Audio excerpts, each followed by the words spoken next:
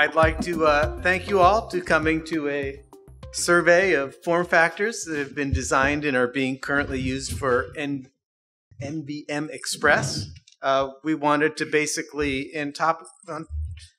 you've heard probably, depending on your level of interest, some detailed discussions and various other, but putting them all in one place and collecting that data in one place was the intent for this session. So, an introduction for our panelists. You have myself from Kioxia. I am currently a board member for NVM Express and for SNEA. I've been a board member in previous years and lifetimes, as they say, for SD Card Association Compact Flash. I'm a PCI SIG contributor. I'm currently a temporary co-chair or a temporary chair for the mini committee. And I'm also an SFFTA contributor. We have on the end there, Paul Kaler from HPE, who's responsible for researching and evaluating future storage and interconnect topologies and defining the server storage strategy for HPE ProLiant servers. And he's active along with me, in SFFTA and PCI SIG, and also in OCP NIC and storage. OCP storage. Okay. And Bill Javassier, he does a lot in JEDEC. I'm just going to stop there. I could have put in a lot of information, and every time it gets stored, I would have sold another drive, but I decided not to do that. And we have Michael Levin, Larentive, SD card contributor, and actually chair at the moment. Specification group. The specification group. And Dave Landsman, a current board member with me at NVM Express and SNEA, and also of Compact Flash and SD Card Association. So you've got some pretty high-powered experts here. I'm glad to get this group of people. Appreciated their assistance in this. What we're going to cover, as I said earlier, is, NVM Express is pretty ubiquitous. It's in all storage to a great extent. Not quite all, but it's hitting every single ecosystem I could think of to write about. And, in this talk, I think servers and EDSFF get a lot of attention. We're going to give a little bit more to some of the other stuff. So we're going to share about EDSFF and the rest too. And that really covers who I knew to invite. If there are other form factors and we get to the question, I'd love to hear about that too. Okay, so I actually had the real chair of the mini group, who's also the chair of the SFF connector group, who's also the chair of the chem group, lined up to do this section, but it turns out she's on sabbatical, so I filled it. So one of the cards, really quickly and simply, it's the one that we all think of when we talk about PCIe, is the chem card, sometimes called the AIC or add-in card. It's designed for 1 to 16 lanes. It's currently published for PCIe base 5. It's under development for 6. And it really supports NVMe Express in every function known to the PCI Express environment. It's got a lot of size options, the standard height, the low profile. There's a recommended length, and then there's a maximum length. There's sometimes we talk about half slots, but that's not really well defined. And they come in single, dual, and triple slots. The add-in card for PCI SIG is always the first. It leads the way in terms of the new PCI speeds. As an example, you won't find any. Well, actually, you will find one other for that's already at 5.0 and published. Everybody else is working on it. It's, to a certain extent, the workhorse of PCI SIG. It's sort of the model that's used for the other PCI SIG form factors in terms of what actually has to be said in a form factor spec. PCI SIG is, and the board is quite hard on the committee, so to speak, to make sure that it remains backwards compatible all the way back to PCIe 1. That's part of their joy. And so figuring out how to make that work is always fun. It now supports up to 600 watts per card. Air cooling stops at 300, so they actually have liquid cooling defined now, and brackets and plackets for that. And for all of that weight that comes with that stuff, it actually supports up to a kilogram and a half. And I don't think that describes many NVMe applications that I'm aware of at this point, but who knows? Here's 3 shots I found on the web of, and there's more.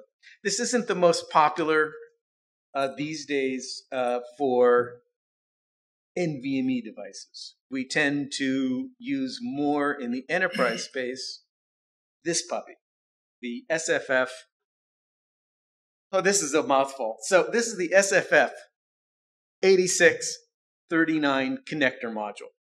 And what the SFF 8639 is actually a connector spec, but this is the module that's based on it, and so it got this wonderful name. Very recently, oops, and I should put that in here. PCI Express U.2 has been trademarked by PCI SIG. So this is a 4-lane card. It's published for Rev 4, which if you don't remember, our Rev 5 is for 32 gig transitions per second, or gigabits per second per lane, and R4 is a mere 16 gig per lane. Its size, to a great extent, is pretty much fixed. It's what we commonly call a 2.5 inch. The thicknesses do vary a lot, though. And it's mostly used for enterprise and data center storage, and it's been very popular there, and it's expected to be popular because it's well understood, and those chassis are very robust, and it'll be around for a long time. It's designed to be chassis compatible with SAS and SATA 2.5 inches.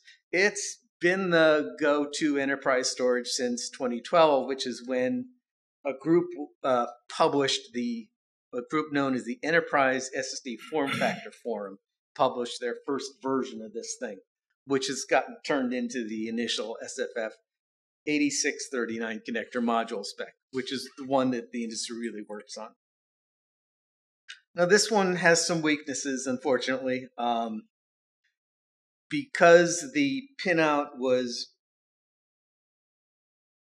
grew evolutionary-wise, starting with some SATA, moving on to, and then incorporating multi-lane of SAS capability, bringing in NVMe and PCIe. It's just not as robust a pinout, and the connectors aren't that uniform, and we have crosstalk problems. And we've managed, we think, to pull it off for Gen 5. We talk about that under. And you know, all I can really say about the status of it is it's ongoing. It's not stalled in any way. So that will be coming out. And a couple of shots of U.2. And I would imagine most of you in this room know about U.2. Okay. And the other one, or the other PCI Express defined form factor is Mini Express. This is the SSD versions of this are 2 to 4 lanes. They're published for revision 4.0 also. They're in development for 5.0. Size options. There's an awful lot of size options. We've got M.2 cards, which are, for SSDs, are 22 millimeter wide, but there's also a line of 30 millimeter line, which was really defined for wireless WAN cards. And if there was ever a call for it, SSDs could use them, but no one's really wanted to do that yet. There's also 2 families of BGA pinouts, and they're families of BGA pinouts. So those things start with a core ball package, and then they have rings of what we defined as sacrificial pins around them. So as the package goes out to 28 by 28, which is the biggest, as an example for the 16 by 20, which you'll see in a moment, the extra size won't cause warpage problems. We put in balls to stabilize them. So, and then there are land grid arrays. And those are used an awful lot for wireless WANs, not so much for SSDs, but they are form factor, are part of this spec. And these are, this entire spec was really designed with mobile in mind, mobile PCs in particular. But it turns out that this really hit a spot. It's been used in hyperscalers, enterprise servers. It's in use today in desktops and laptops, digital cameras, cinema cameras, drones, industrial IoT. It is also a workhorse, and it's been extremely useful over the years. It's got a range of low power options, low power in terms of some of the others. The enterprise M.2 cards can actually go out to 110 millimeters, and those guys are allowed to go to 11 and above recently. Usually those cards are limited to 8, and many of these other, the BGAs, are lower in TDP sort of things. So there's a whole range of functions available for these things in a wide range of sizes, as we described. This is another legacy pinout for backwards compatibility that's going to have trouble when we try to go past R5. M.2 was another one that, you know, as engineers, when we first looked at it, we didn't think it was going to be possible. But this one also now is well under development.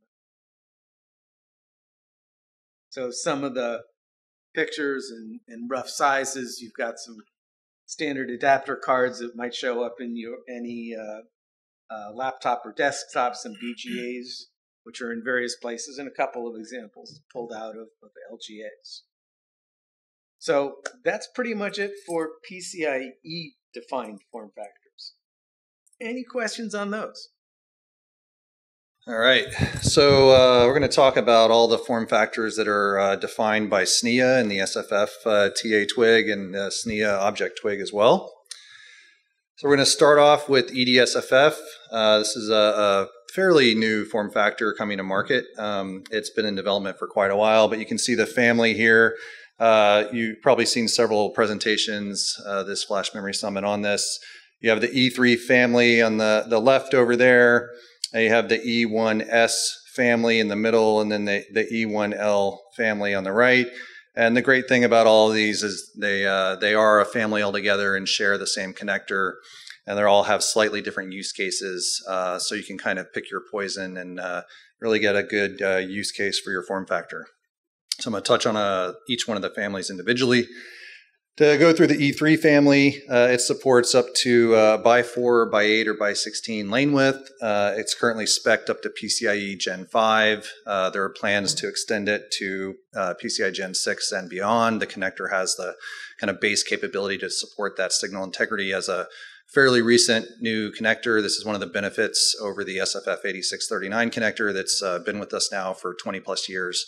So this is kind of has the capability for some good future headroom. There are a couple of different variants within this family, the E3.S and E3.L. So that's kind of the short and long is what that nomenclature represents.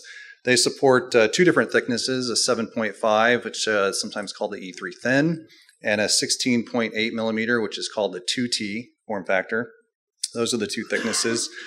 The 7.5 millimeter really is kind of targeting that mainstream NVMe performance class. It kind of has typical capacities and mainstream performance, really kind of targeting SATA replacement.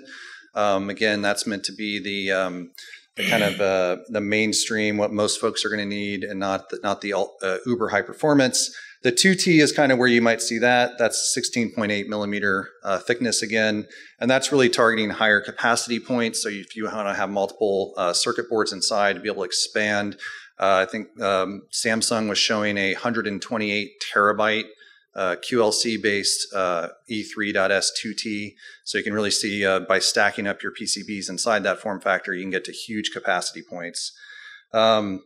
It does also give you the ability to use some of that volumetric for a heatsink instead of just stuffing it full of NAND potentially. So with a heatsink, you can now get to full PCIe Gen 5 performance that requires typically in the 30 to 35 watt range, depending on how power efficient the controller and the system is. But that allows you to kind of have both of those two use cases, either really high capacity or complete full performance. And of course, as we move forward to PCI Gen 6 and beyond, that'll be even more important.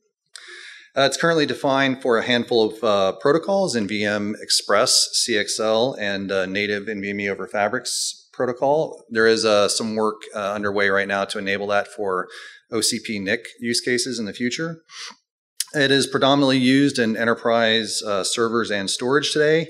We kind of see a future use case where that could be used really anywhere a 2.5-inch drive is used today, especially on the 2.5-inch SATA that are the very thin 7mm drives. It's really what the E3.S is a good fit for that. So anywhere that we've got designs in our servers, we're planning to put those in with E3.S.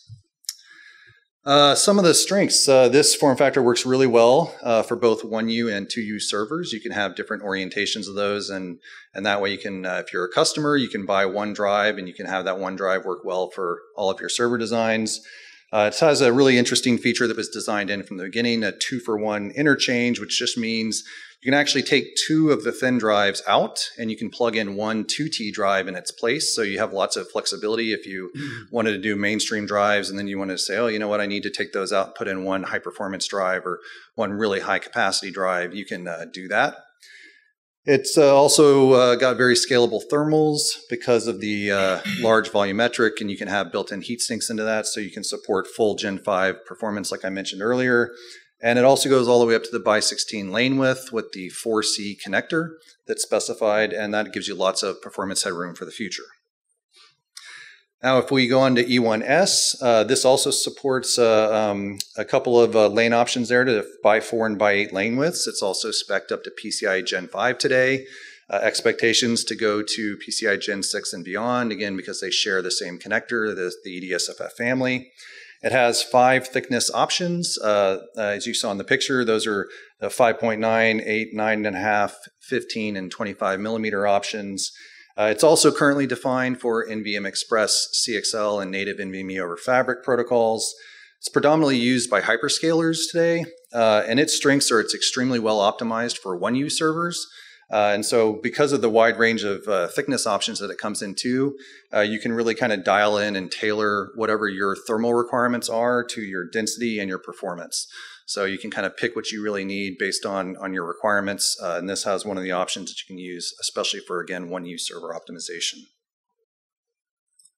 The E1.L is supports up to by 4 and by 8 lane width as well as the E1.S, and it's also spec'd up to PCI Gen 5.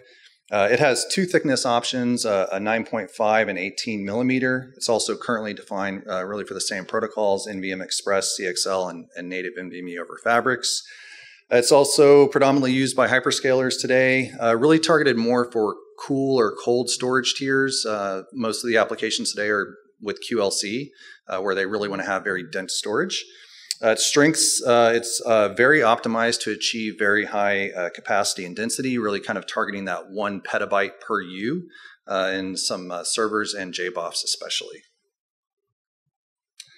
All right, so that's it for the EDSFF family. Now on to one of the other form factors, the SFF TA1001, which is, most folks know that in the industry is U.3. This supports up to a by 4 lane width. It's spec'd up to PCIe Gen 4. It is heavily based on the PCI Express SFF 8639 module spec that John was talking about earlier. It's based on that Rev 4 spec that's out today. This has basically a new pinout that enables it to be used with tri-mode host bays. So that means the server itself can support SAS, SATA, or NVMe. It does that, the PCIe lanes are actually shared. It's just, again, a different pinout than the U.2 drives. The PCIe lanes are shared with the same SAS and SATA lanes on the connector. That enables tri-mode RAID controllers to support NVMe, SAS, or SATA drives using as few as just 1 port to drive bay, or you can support 2 or 4 depending on your performance requirements. It's predominantly used in enterprise servers and storage. Its strengths really around sharing those high-speed lanes enables a lower cost on the system side. So for customers that are really kind of still transitioning from SAS and SATA over to NVMe, it allows them to mix and match drives pretty easily and hopefully accelerate that transition from SATA and SAS over to NVMe. And then that brings us to the native NVMe over Fabrics drive. This supports up to by 2 lane width of Ethernet 25 gig. It does have future plans that are under development for Ethernet 50 gig. It also supports a handful of different form factor options. The 2.5-inch form factor, again, like U.2, U.3 that we mentioned, the 3.5-inch form factor, and the entire EDSFF family that we just reviewed right now. It's predominantly targeting use cases where your performance scaling per drive is really important. So every drive you add in gives you additional performance, so you can really scale up your performance that way. And that's really one of its primary strengths, as it enables you to have end-to-end Ethernet connectivity from your host side or Ethernet network directly down to the drive. And that really eliminates some of the potential bottlenecks that you see where you have conversions from Ethernet to PCIe to then go to NVMe. This allows much better linear scalability. And that's it for me. Bill, on to you.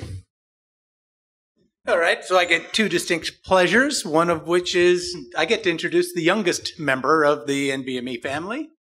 And secondly, I get to immerse you in pretty pictures because I don't believe in bullets. But we're going to start with a page of bullets? What is this? Okay, so the first one, written by John, of course, is the XFM format, which is based on the PCIe Rev 4. It's a itty-bitty little guy and developed as replaceable storage. So it's not really removable, as you can see in the form factor picture. It's a socketed solution. So it does have this replaceable characteristic, and there you go. It's an itty-bitty little guy. So thank you for at least having one picture. Appreciate that, John. 3. Automotive BGA. So this is the baby that I've been working on for the last couple of years in JEDEC. And so the key here is that the migration from UFS and other older interfaces for storage for cars, it didn't really keep up with the trend that we see, which is the adoption of PCIe for the multiple system on a chip implementations for the various sensors, for entertainment and communications. And as Dave and I were just talking about before we got kick-started here, was that these cars have become essentially data centers on wheels. And what you see is that the architecture of the electronic solution matches this new role of cars as a data center. So putting a PCIe switch in to allow the communication between the devices, it was very natural that we would move towards a PCIe-based automotive SSD solution to support that infrastructure. So this new standard, just about done. It's going to be, we expect that it'll be approved later in the year, published by the end of the year. It is the JEDEC standard, JESD 312, brand new. It is a soldered down solution, BGA solution for the SSD for the automotive market. Configuration is a superset footprint. When the OEM lays down the footprint for a 28 by 28 millimeter package, they can then get sufficient power delivery, sufficient capacity to serve even the high-end cars. However, not every car is going to want that maximal footprint. We expect that the density demands are going to be all the way from 128 gigabytes at the low end to perhaps 4 terabytes at the high end, depending on the car. So we've said we'll get the guys to lay out for the 28 by 28 footprint, but then we can drop in multiple packages. So each supplier can pick the footprint that matches their device. So for example, if it's a 128 gigabyte device, you may be able to fit that into the smallest footprint, the 16 by 20 millimeter. Maybe the next capacity up, you squeeze that into the 20 by 24. Next capacity up goes into the 22 by 28. And finally, that 4 terabyte drive might need the entire footprint of the 28 by 28 array. So that's how we made it scalable to allow the suppliers various options and for the OEMs to be able to pick and choose based on their requirements. which may change over time. It supports PCIe 4 with 4 lanes. So you get that aggregate throughput of 32 gigabytes per second. Also supports the SM bus and the JTAG interfaces. So it's a very generalized NVMe solution. From the software standpoint, the required features include that PCIe 4.0, the NVMe 1.4C Plus or beyond, and then the required SM bus and JTAG support. So this defines your physical interface, your logical interface. This gives you the command set. But one thing that we see an increasing demand for, and in fact, in yesterday's presentation in the auto track, we saw a strong requirement for SRIOV, single root IO virtualization. And this has to do with the large number of SoCs that are going to be supported by these cars. You might have as many as 8 different CPUs and GPUs that are sharing this resource. So rather than distributing that virtualization, putting it in one place is a good idea. And so we encourage that suppliers negotiate with their end users to find out about the requirement for SRIOV. Security, pretty important. None of us want anybody to be able to hack into these increasingly network-connected vehicles and drive us off a cliff. So we make sure that we put the SPDM authentication protocols in place. And we raise the bar. The NIST has started to deprecate the old 256-bit algorithms, so we set the bar a little higher. We raise the bar to 384-bit as the minimum security level that's required. Now, devices will probably still support the older 256-bit algorithms to support the system on a chip suppliers, but the migration is going to be towards the 384-bit security. Firmware resilience is also a key feature. You don't want for your car to start doing an update and then maybe your battery dies and all of a sudden you can't use your car anymore. So the firmware resilience allows that update process to occur, and if something happens to interrupt it, you still have a bootable car. An optional feature, and this kind of resembles what was in the UFS world, is the idea of having multiple storage regions. And this is an optional feature, but it's reasonably highly desirable to have a region that might be implemented, for example, in single-level cell technology, where the bulk of data goes into a cheaper and higher capacity multi-level or triple-level cell type of technology. The reason for this is twofold, one of which is you want the critical functions of a car, like braking and driving, to be in that high reliability system storage region. And then the fluffy stuff like your radio and so forth, that data can be pushed off into the bulk region. And these can actually have different temperature characteristics. For example, the system storage region might be guaranteed across a wider temperature range than the entertainment part of the system. So that if your car overheats, maybe you stop being able to listen to the radio, but at least your car is still going to be drivable. It's also broken up by market segments. We define the specification to support low-end vehicles that have a different user profile than, say, a semi. So where a personal auto might only be driven 3 hours a day on average, the semi is going to be driven 12 hours a day on average, and it's going to be 365 days a year. However, we also built into that the expectation that the maintenance schedules may be quite different. A semi is going to be dropped off to get regular maintenance done, and maybe swapping the drive can occur during one of those maintenance phases. Whereas the personal auto, they pretty much want that thing to be guaranteed for the full 15 years of the lifespan of the car. And so we actually broke out these models so that you can do things like the calculation of drive writes per day differently based on the market segment that it's targeted to. So that's it for this new specification. Are there questions about the new automotive SSD? Hello, it will be my second talk here on behalf of SDA. I'm going to talk quickly about SD card defined form factors. Some basics, SD and microSD cards are well known in the market. We actually selling billions of those from the very start. Millions of hosts are supporting it.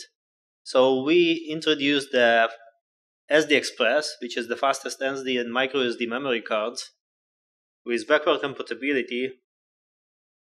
So we support NVMe and PCIe interface up to PCIe 4.0, 2 lanes. We also support the backward compatibility to SD interface with UHS 1 up to 105 megabyte per second compatibility.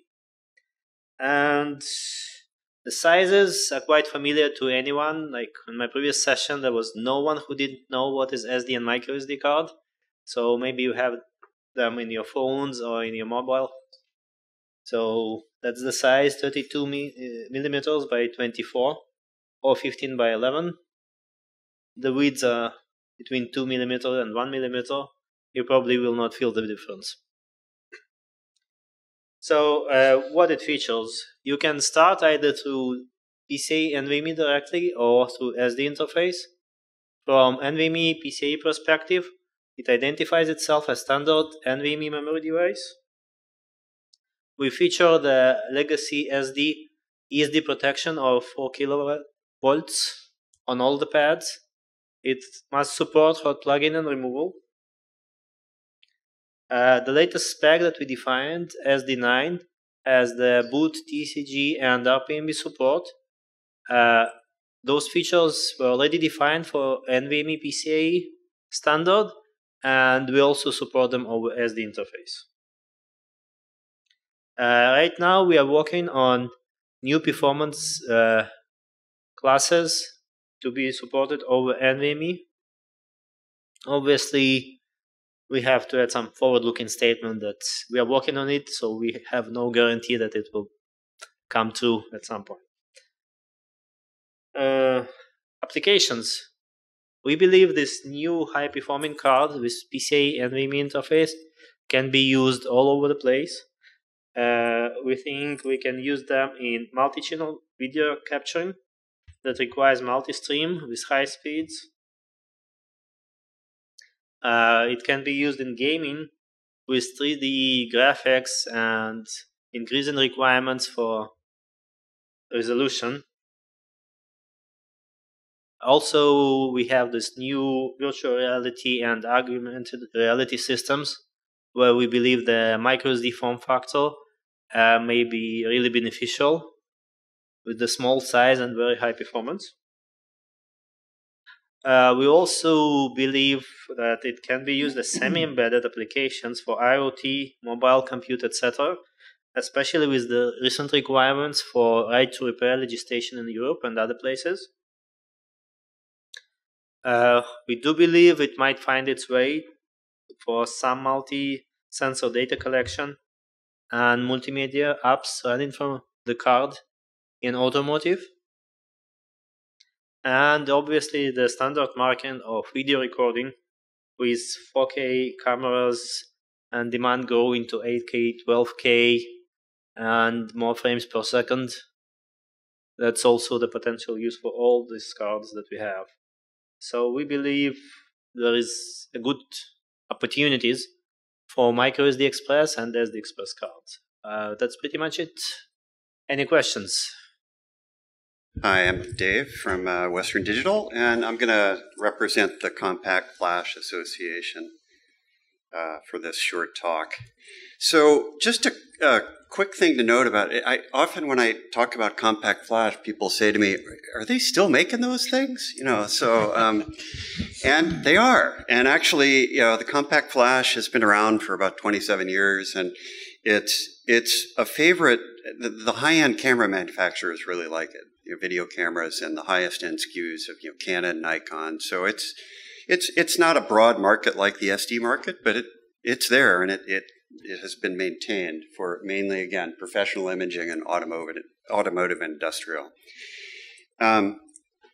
So the newest, so a few years, I'd say 2017, 2018, we decided to develop CF Express and migrate to NVMe PCIe.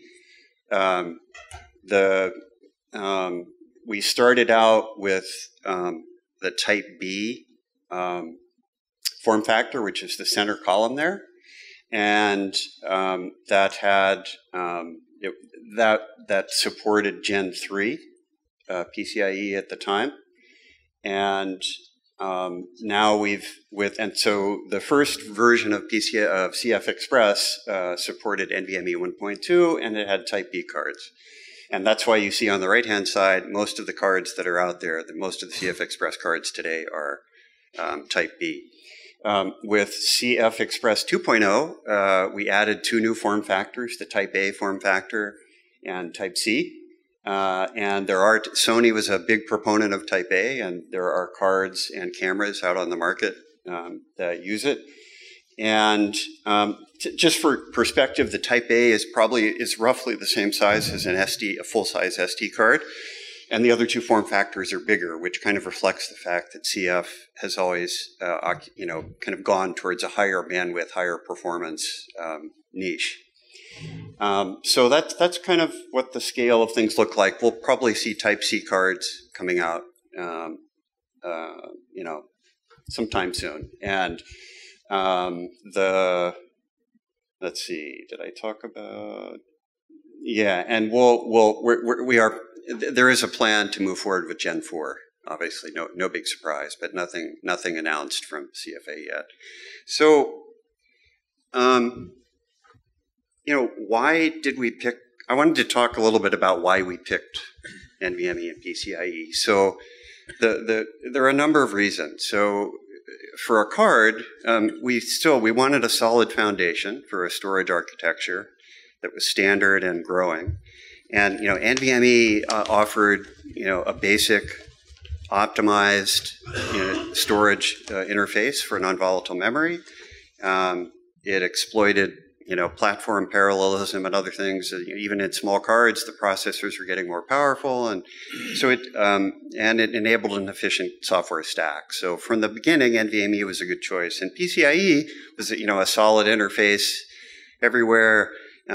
You did away with a different HVA for the storage part of the card, and platform vendors like that, and it supported things like peer-to-peer transfer and other things. So we had a foundation in PCIe, a good electrical foundation, a good infrastructure, a wide ecosystem. And then by 2015, both NVMe and PCIe added features that were really about adding more client-oriented or even removable card-oriented features, such as an NVMe host memory buffer, which allowed people to reduce DRAM in an SSD or in a card. And there was better power management coming, and there were things like boot partitions on the drive and write protect, etc. And then PCIe continued evolving lower power things like L1 substates, and also the BGA form factors were defined in about this time frame, the 2015 time frame. So one thing, we were fighting. I remember at the time when I made a presentation in 2015 at FMS about features in NVMe for client and PCIe, and everybody was the conventional wisdom was PCIe means high power and high speed, which it did. At that time, that's what people built with it, but it didn't mean that you inherently could not do low power designs with PCIe. So with these features that were being added in both NVMe and PCIe, it kind of helped. It helped the acceleration of lower power designs. And then the continued development in the ecosystem is another advantage of NVMe and PCIe. It's a very rich ecosystem, and if you've been in other sessions at the conference, you probably heard about flexible data placement and and zone storage, and so in the NVMe area, we have a very rich development continuing. And then in PCIe, we're developing capabilities like firmware attestation and link encryption and other things that could be of use. Certainly the attestation for removable cards could become an important thing. And then just basically across both ecosystems, you've got a hot plug infrastructure and a nicer integration with internal storage. So for a removable card, this made a lot of sense. So that's why the CFA moved to NVMe PCIe, and it kind of rounded out. I think what you've seen here, we've got from data center to removable card now. NVMe PCIe has an infrastructure that can support all of them. So, okay, that's all I've got.